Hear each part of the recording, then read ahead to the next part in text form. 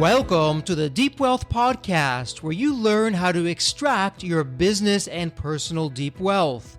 I'm your host, Jeffrey Feldberg. This podcast is brought to you by Deep Wealth and the 90-Day Deep Wealth Experience. When it comes to your business deep wealth, your exit or liquidity event is the most important financial decision of your life. But unfortunately, up to 90% of liquidity events fail. Think about all that time and your hard-earned money wasted. Of the quote-unquote successful liquidity events, most business owners leave 50% to over 100% of the deal value in the buyer's pocket and don't even know it. I should know. I said no to a seven-figure offer and yes to mastering the art and the science of a liquidity event. 2 years later, I said yes to a different buyer with a 9-figure deal. Are you thinking about an exit or liquidity event? Don't become a statistic and make the fatal mistake of believing the skills that built your business are the same ones to sell it. After all, how can you master something you've never done before? Let the 90-Day Deep Wealth Experience and the 9-step roadmap of preparation help you capture the best deal instead of any deal. At the end of this episode, take a moment and hear from business owners like you who went through the Deep Wealth Experience. Brad Smith is the founder and CEO of Stellar Insight Inc., a business growth consulting and coaching company. Brad has been a chemist, production plant and equipment designer, a business manager, a business consultant, and an executive coach for CEOs and business owners, among other things. He pursues insight and understanding into the convergence of business success, organizational excellence, and the practical actions it takes to consistently achieve significant business growth. In his words, everything is a theory until you experience it and can consciously repeat the experiment. He has coached CEOs, business owners, and legislators for organizational growth and excellence for more than 25 years. Welcome to the Deep Wealth Podcast, and boy, do I have a loaded and rhetorical question for you today. Do you want to grow your business? Would you like to learn from the coach of coaches? If that's what you're looking for, stop the presses, look no further. That's what we're doing today. I have a very special guest. You heard a little bit about him in the official intro. Brad, welcome to the Deep Wealth Podcast. And before we kick things off, I'm curious. There's always a story behind the story. So Brad, what's your story? What got you to where you are today? I realized somewhere in my 20s that I had one of my heroes, my very first one, I didn't know it at the time, was my dad. And I watched him start 34 companies as I was growing up and kill 30 of them because he was a product development guy. So I figured what that brought out in me is, first, I've got 30 ways in the back of my mind you can kill a company. And they kind of fall into 3 or 4 categories, or slow it down, right? Sure. So it's not, you don't have to completely strangle it to death. You can just choke it down. And almost all of us are doing that. The background is, he trained me to think like a chemical engineer, which he had a bachelor's degree in. And he trained me to think cause and effect. And then on top of that, I have a natural kind of deep understanding of human beings. So a piece of that is a short story that I'll tell. At 18, fall term, freshman year at Oregon State, I developed a bleeding ulcer. And the doctor said to me when I finally got around to see him in December, he said, "Gee, Brad, if you'd have waited 6 weeks to come see me, you'd have bled to death." Oh, my goodness. He had my attention. Then he said, "You'll never eat strawberries or corn or lettuce or anything with roughage ever again in your life." And my 18-year-old brain said, "Fat chance, buddy, that ain't happening." And then he said, "You have a psychosomatic disease.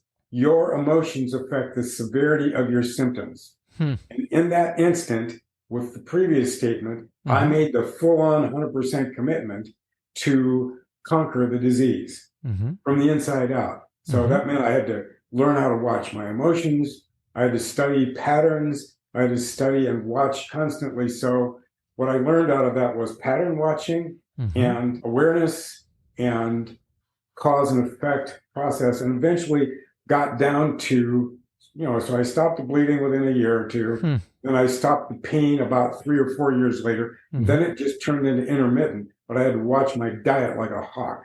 Sure. And then At 47, Mm-hmm. I stumbled across the original memory Mm-hmm. at about 12 months old. I thought was my spanking, went in with hypnosis Mm-hmm. and reversed that to an adult perspective instead Mm-hmm. of a 1-year-old perspective. And within a year, my symptoms were gone. Incredible. Wow.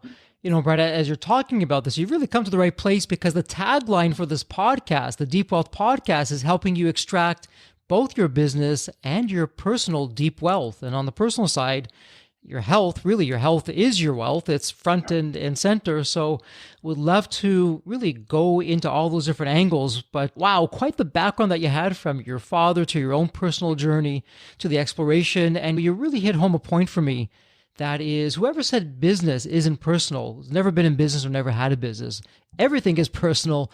And if we got the personal side right, it's going to show up in the business. We're going to have a better business, a more prosperous business. Would you agree with that? We are whole humans. We are whole beings. Yes. Right? And you'd like to be able to separate one out from the other, Mm-hmm. right? But if you're doing a good job, the world runs from inside you out versus outside in.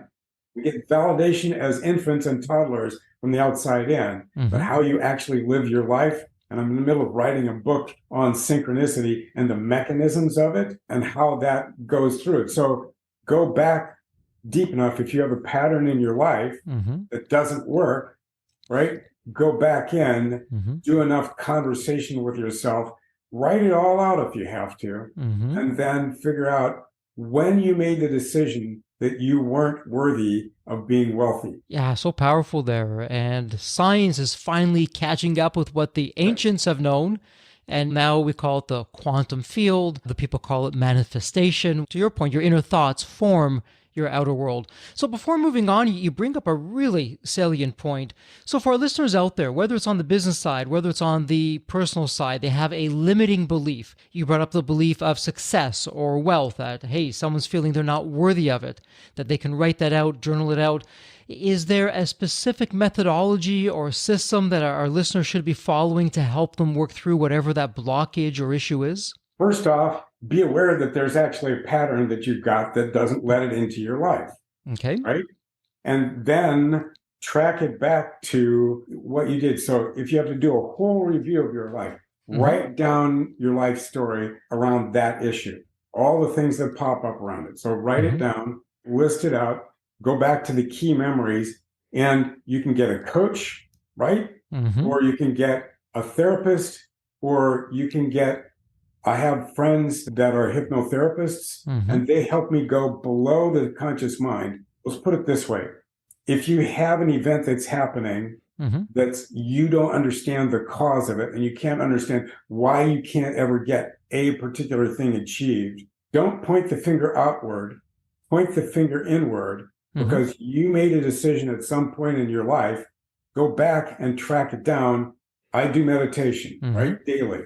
You can do hypnosis. I do hypnosis whenever I run into a block that interferes. Watch life for the end of the result. If you shift it deep enough, what comes to you from the outside will change. And so, Brad, let me ask you this, because I know there's some listeners who are saying, Brad, yeah, what you're saying resonates. I got it. Tell me some more. And there's other listeners that are saying, whoa, hey, wait a minute, Brad. You're starting to get off onto a tangent here. I'm not sure if I buy into that. But putting all that off to the side for just a moment, I know you're an executive coach. You work with CEOs. You're in the corporate world. And people are people. Whether you're a CEO of $1 million company, a $100,000 company, or a $1 billion company, people are people. Emotions are emotions. I'm wondering, are you seeing, going back to your patterns, are you seeing, I'm going to go back to Pareto's law, 80% of the results that we're seeing are typically either side, 20% of certain actions that are causing that. So some low-hanging fruit, where as entrepreneurs, founders, CEOs, leaders, where are we perhaps not getting it right? We could be doing better. Is there one or two things that just jump off for you? The first one is self-awareness. The second one is situational awareness. Okay. That includes the people. Okay? What we find is we have a tendency to pick people that are like us, that make us feel comfortable when we go to hire people. So Hiring is a key skill for businesses. Organizational processes are also important. Mm-hmm. So start with self-awareness and ask the question, if this is a problem, how am I creating it? How do I cause this? And if you clean up your part of it, then go through and help the people around you talk about how they're interfering with the growth. But you have to start first inside to be able to go from, let's say, a $10 million company to a $100 million company. You've got a magnitude, literally, not external change, but internal change.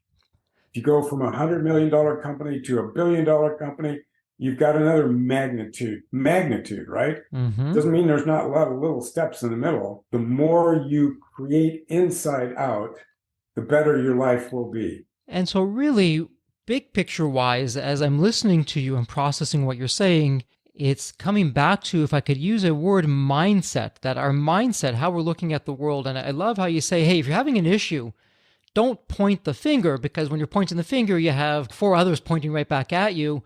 Own it, assume it. Okay, these things are happening. There's some patterns here. How am I causing that?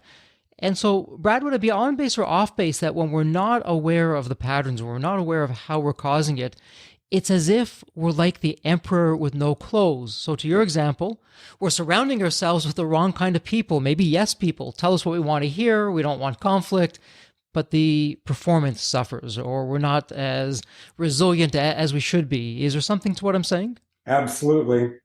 Have an open mind and be curious. It's really, the other thing I talk to people about is their negative reactive emotions. If they're getting angry, what they're doing is they're giving themselves, and I studied this a lot.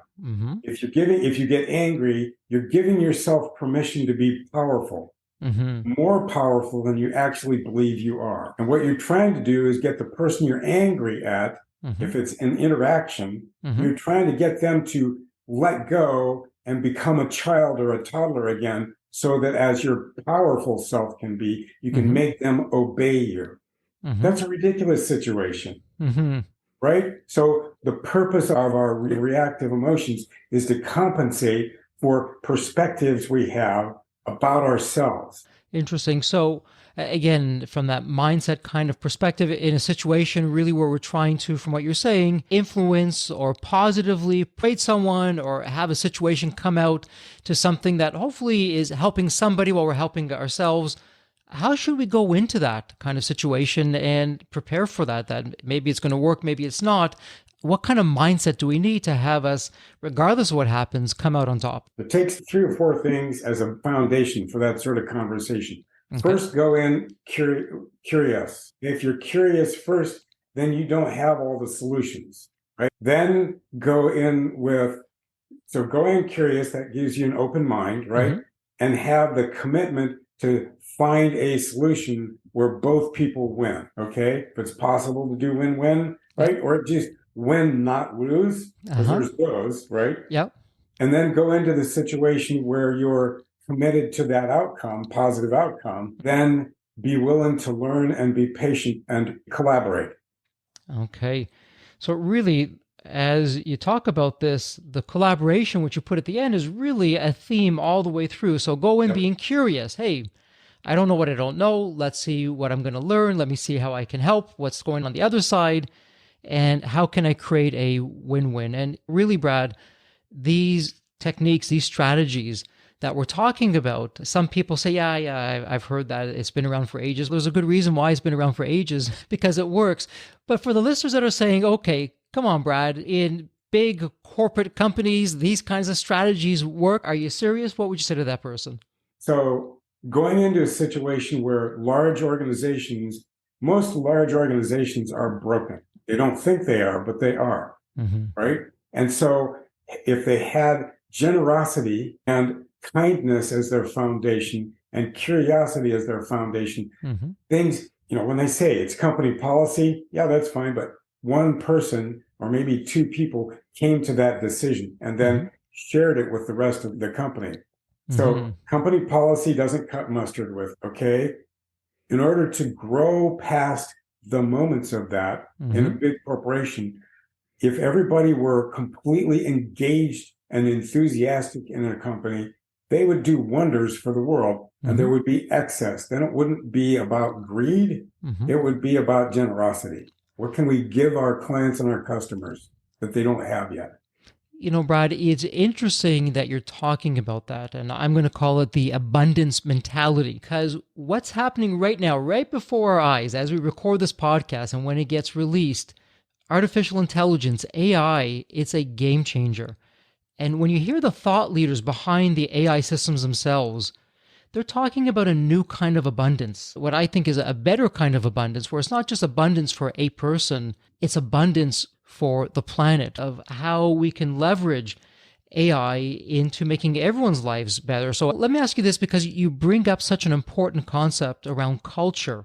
At Deep Wealth, in our 9-step roadmap, step number 2 is X factors that insanely increase the enterprise value of your business, and one of the X factors is culture.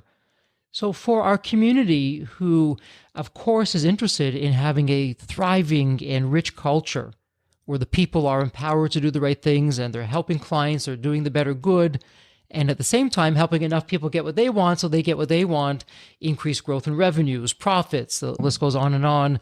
Right. How do we think about culture? What should we be thinking about, and how do we execute in our actions to have a thriving and rich culture? Most of us are unconscious about how we are who we are. And most companies are starting to get to the place where they're starting to be conscious. They have values and that sort of thing. But in order to have a culture be thriving, you've got to consciously go back and design it from the character core values up. So here's a hint. I have a value list that I've been sharing with clients and friends for years. And I watch when they go through and highlight the different values. I may have it posted on my website. I don't know. The key value, or all of them, I call it the governing value, is integrity. And how I define integrity is it's what you believe, what you think, what you say, and what you do all line up and always line up. If you step out of integrity, then you immediately correct it. Okay? So integrity is important, and all the other positive ones. Be generous, be thoughtful, be aware of other people as human beings as much as you are aware of yourself. And that's where most people fall, is because they are unaware and reactive with themselves, let alone other people. You can't love someone more than you love yourself. And that's a hard, hard lesson, because we're not taught how to love ourselves very well. And so loving ourselves, feeling worthy of success and what success can bring, even what we hear so often, imposter syndrome. In those days, I feel like that myself. My goodness, I'm having a podcast interview with Brad. My goodness, look at his accomplishments. Who am I to be speaking with them? What have I done that puts me at that level? We all go through that. So again, going back to mindset, how do we, and we're all human, so how do we line up our integrity with our actions, assuming, we'll make a big assumption, and it's a huge one, that we're watching ourselves, we're looking for patterns, that we're self-aware of our behavior. What can we be doing to get everything in line at this point? There's several ways that we can do that. First, you have to make the commitment. I made the commitment to conquer my colitis, and it wasn't if it was going to happen. It was just when and how, right? So if you make the commitment to be wealthy inside and out, then you can work through the learning process. If you're curious and you're willing to learn and be really uncomfortable occasionally, or maybe all the time, you work your way through from where you're at and the skill set and habits you have now to the skill set and habits you would need in order to do that. The growth of that is how we grow. Culture, conscious culture, is different than reactive culture. And if you do conscious culture personally, then you also do conscious culture externally, then you've got a synergy between those two realms, if you would. As we go to this kind of thinking, in the back of my mind, and I'm sure some listeners are saying this as well, okay, the key value being integrity, that my actions line up in what I'm thinking and what I'm doing, and everything is as it should be. In those tough situations, though, where, hey, I've got to make quota, or I've got to meet that goal, and again, just being human, we have those pressures. I meet it, I don't meet it, I'm going to disappoint, or I'm not. How do we balance that out? How do we level that out where, okay, I'm going to keep integral, but I'm going to lose on this one. It's just not going to happen. I'm not going to cross that line. It's going to have short-term wise, perhaps a negative impact on me, and maybe longer-term wise, a negative impact. Because so often we hear the talk, but when it comes time to put the talk into action, particularly in the business world with public companies, they've got shareholders and they have the meetings and they have the stock and everything's going towards, okay, how do we get the value up? And oftentimes we lose sight of the value. So when those kinds of challenging and difficult situations come along, how do we keep ourselves in check? Well, if you've made the commitment to integrity, it's easy. Because what you're essentially doing is, in this situation, if I hold my integrity, I'm going to work very hard to make sure the other person is supported also. Okay. So maybe I don't make my goals, right? But if I sit back and think about it carefully, I will find ways to help me exceed my goals. Mm-hmm. Almost always when I'm working with clients, they haven't worked themselves around to the place where they built the organization and the people to the point where they're looking not just at the goals, mm-hmm. right? But they're looking at what's possible, because what's possible is always beyond what the goals are, always. Interesting, Brad. So really what I'm hearing you say, and please correct me if I'm on base or off base, one of the goals should be, the goal, the prime directive needs to be, am I keeping my integrity in check? Yep. Everything else is, okay, if I got the other ones, that's terrific. Okay, I'm not going to make quota, not going to get the bonus, or the company's stock is going to suffer, but am I integral? Is the company integral? Are we being consistent with that? Am I hearing that correctly, that we can make that the prime directive and then we're meeting that goal? If you meet integrity as your primary goal, you're in it for the long term. Mm-hmm. And I don't know anybody who wants to quit before they die. Okay? Yeah. So if you do it for integrity, then you do it for the whole time you're alive, mm-hmm. then you never lose yourself. Mm-hmm. Because if you lose yourself, you'll wake up one day and go, oh, I have to reclaim all of these things that I've not done or that I didn't do because I was holding myself back. If we give up our integrity, we're actually holding ourselves back rather than letting ourselves be effective. Yeah, it's so powerful with what you're sharing. Again, that change in mindset of how we're looking at things, really, it goes and transpires through everything else, through ourselves, our team, our actions, our results. So, Brad, let me ask you this, and it can be somewhat of a tough question because it's general. Everybody is different. But imagine we have a situation where it's an entrepreneur or a business founder, a leader. Their intentions are in the right place. They have the skill set, they have the mindset, but things aren't quite clicking. They just haven't figured things out quite the way that they'd like to. So they're not really realizing their full potential. You take them on as a client. You are now their coach. What's your system like when we start meeting with you, particularly in the early days when we're probably doing more things wrong than right, perhaps? What are you doing with your system to get us onto the right track? Well, the first thing I do is I start with curiosity. Okay. Right? Mm-hmm. And I ask them to describe to me what the current situation is and what their goals are. Mm-hmm. And in that process, I get to watch who they are and how who they are and the gaps in their own internal awareness, mm-hmm. how that affects the gaps and creation of the gaps in the company. Okay. If you're not curious and you have all the answers, you're screwed right up at the front. If you don't have all the answers, but you have a team that can come together and invent the answers, mm-hmm. and discover the answers, then you're far better off than if you think you have all the answers. Mm-hmm. Nobody has all the answers. So you're working with the individual, you're curious, you're seeing where they aren't. And so then what? Once you've done that assessment, you've been curious, you found out what you needed to find out, what happens next? Then I go to collaboration and invention, right? Here's the processes you have.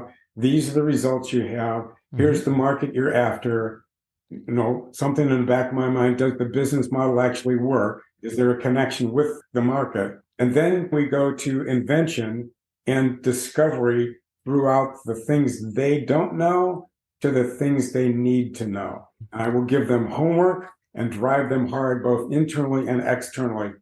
Do they know what's possible? what are their goals? And if they're consistently growing at, let's say 15%, and they've been good at it for years, right? Decades, if you would. What could they change that would help them get to the place where they're at the edge of what's possible? What keeps them from being effective? So there's a structural thing that happens, and we review the structure in the situation. And then from there, we rebuild the future. What's possible to get to the place where you've been at 15% growth a year? How can you build the company, redesign and build the company so that it can grow at a 50% a year rate? Interesting, Brad. And again, everyone is different. And from one person to the next, you're going to have different timelines, different results. Yeah. Generally speaking, though, kind of back of the envelope, back of the napkin here, how long does it take before someone can actually start seeing the positive results starting to filter in? It takes anywhere from 6 months to 2 years. Depends on the complexity of the situation and the market and what they've got available as far as resources are concerned. So if I take a client on, I know they're going to be there for a while with me so that we can get them. Almost everyone graduates from my practice. That's the way I described it. When I finally had my first 2 clients quit, and I'm going, oh, why did that happen? How did I fail them was my first question, right? And then my next question was, I realized they'd gotten to the limit of their ability to see the future, and they were done. Interesting. And in that 6 months, a year, 2 years, whatever it may be, 3 years, 4 years, however long, it sounds like to me anyways, there's 2 parts to it. So one, again, I'm going to go back to the mindset, how we're thinking, how we're viewing, how we're acting, and then it's taking those actions and putting them into practice. So if we have the business strategies that we're now putting into place, but for those business strategies to happen, it's going to our mindset. On the mindset side, for a person to actually change, how long until they start seeing, oh, wow, this situation would usually have me act like this, but you know what? I didn't do that. I acted in a better way. I have a better mindset about this. I have a more of an understanding. How long does that take on the personal side? It depends on the individual. Some people tend to be relatively rigid with change and have a really hard time with it. It takes those people about 3 times as long to do a change that's deep enough as it does the people that are more fluid, if that I can use that term. So I look at people, there are 3 types in my mind. There are the fluid ones that are pursuing change. There are the stable ones that are kind of steady and going on. And then there are the ones that are resistant to change. So given that, depending on the individual and their fluidity or their rigidity, it can take anywhere from 2 weeks to a year. Interesting. And Brad, let me ask you this, because for every episode, we really encourage our listeners to take one nugget, and before they go to the next email or phone call or meeting, that they can do this one nugget right away, to take action before leaving the scene. And so with your system, with your practice, all your years of experience, both personal and otherwise, if someone could do one thing today that would put them in a better place, what would that be? Make the commitment to learn. Okay.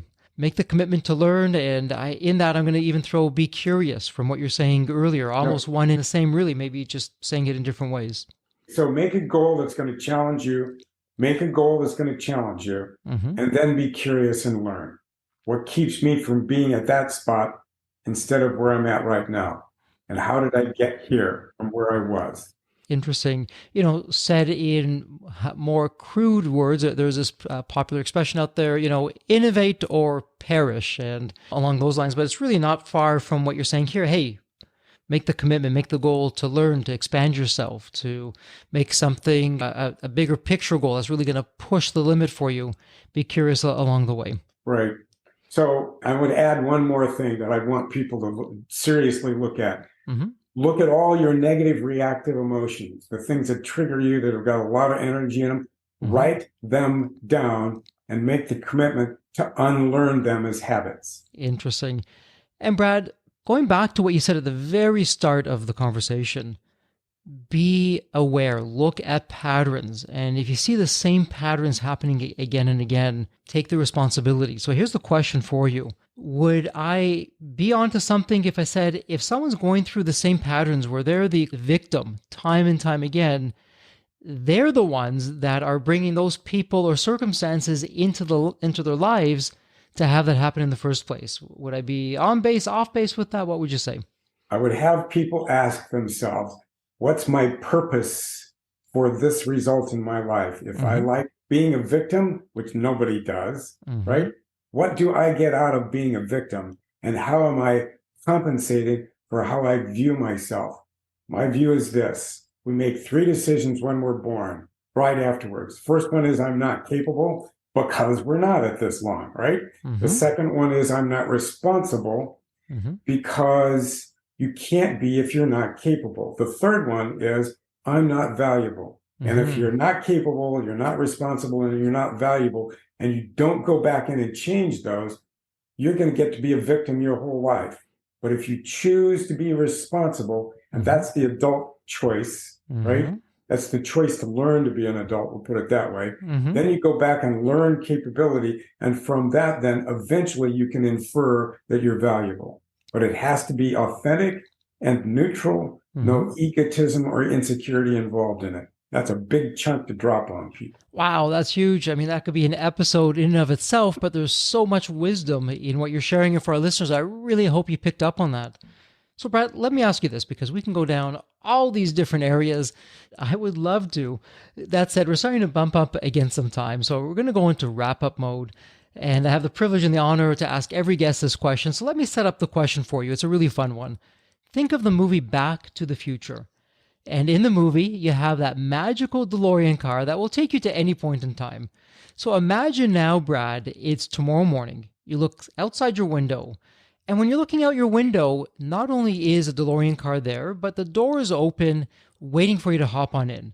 So you hop in and you can now go back to any point in your life. Brad, as a young child, a teenager, whatever point in time that would be, what are you telling your younger self in terms of life lessons or life wisdom, or, hey, Brad, do this, but don't do that? What does that sound like? I don't know that I would. Bear with me. I get emotional. When that doctor told me that I had a psychosomatic disease, the most brilliant moment I've had in my entire life was the commitment to conquer that disease. Okay? If you look at all of life as a psychosomatic disease, which that moment gave me, then look at the results. If being wealthy is a psychosomatic result, who and what in you makes the difference? I would go back and just watch me. I wouldn't say anything. You know, Brad, it's interesting because if I look at the different themes from all the episodes and the guests and the thought leaders that we've had on the show, the most popular one is, Jeffrey, I don't know if I would change anything because the ups, the downs, the challenges that I've had, it's all come together to make me who I am. And I'm really happy where I am in my life right now. If I change that, I wouldn't be who I am today. So I hear you. You're in terrific company, Brad, with your thinking and what your thoughts are on that.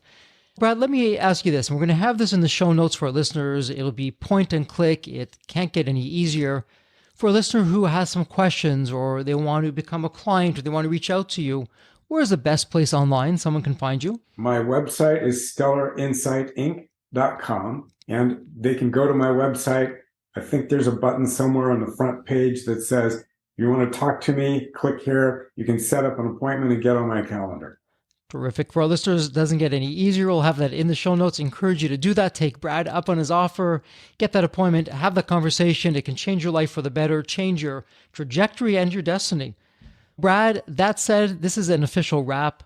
Really a heartfelt thank you. You've shared your wisdom. You've been very vulnerable with us. Thank you so much for doing that. And as we like to say here at Deep Wealth, keep thriving, keep prospering, and stay healthy and safe. Thank you so much. Thank you. The Deep Wealth experience was definitely a game changer for me. This course is one of the best investments you will ever make because you will get an ROI of 100 times that. Anybody who doesn't go through it will lose millions. If you don't have time for this program, you'll never have time for a successful liquidity. I mean, it was the best value of any business course I've ever taken. The money was very well spent. Compared to when we first began, today I feel better prepared, but in some respects, maybe less prepared, not because of the course, but because the course brought to light so many things that I thought we were on top of that we need to fix. I 100% believe there's never a great time for a business owner to allocate extra hours into his or her week or day. So it's an investment that will yield results today. I thought I will reap the benefit of this program in 3 to 5 years down the road. But as soon as I stepped forward into the program, my mind changed immediately. There was so much value in the experience that the time I invested paid back so much for the energy that was expended. The Deep Wealth experience compared to other programs is the top. What we learned is very practical. Sometimes you learn stuff that is great to learn, but you never use it. The stuff we learned from Deep Wealth experience, I believe is going to benefit us both. I've done an executive MBA. I've worked for billion-dollar companies before. I've worked for smaller companies before I started my business. I've been running my business successfully now for getting close to a decade. We're on a growth trajectory. Reflecting back on the Deep Wealth, I knew less than 10% what I know now. Maybe close to 1% even. Hands down, the best program in which I've ever participated. And we've done a lot of different things over the years. We've been in other mastermind groups, gone to many seminars, workshops, conferences, retreats, read books. This was so different. I haven't had an experience that's anything close to this in all the years that we've been at this. It's 5-star, A+. I would highly recommend it to any super busy business owner out there. And Deep Wealth is an accurate name for it. This program leads to deeper wealth and happier wealth, not just deeper wealth. I don't think there's a dollar value that could be associated with such an experience and knowledge that could be applied today and forever. Are you leaving millions on the table? Please visit www.deepwealth.com/success to learn more. If you're not on my email list, you'll want to be. Sign up at www.deepwealth.com/podcast. And if you enjoyed this episode, if it added value, if you walked away with some new insights and strategies, please leave a review on your favorite podcast channel. Reviews help us reach new listeners, grow the show, and continue to create content that you'll enjoy. And as we wrap up this episode, as always, please stay healthy and safe.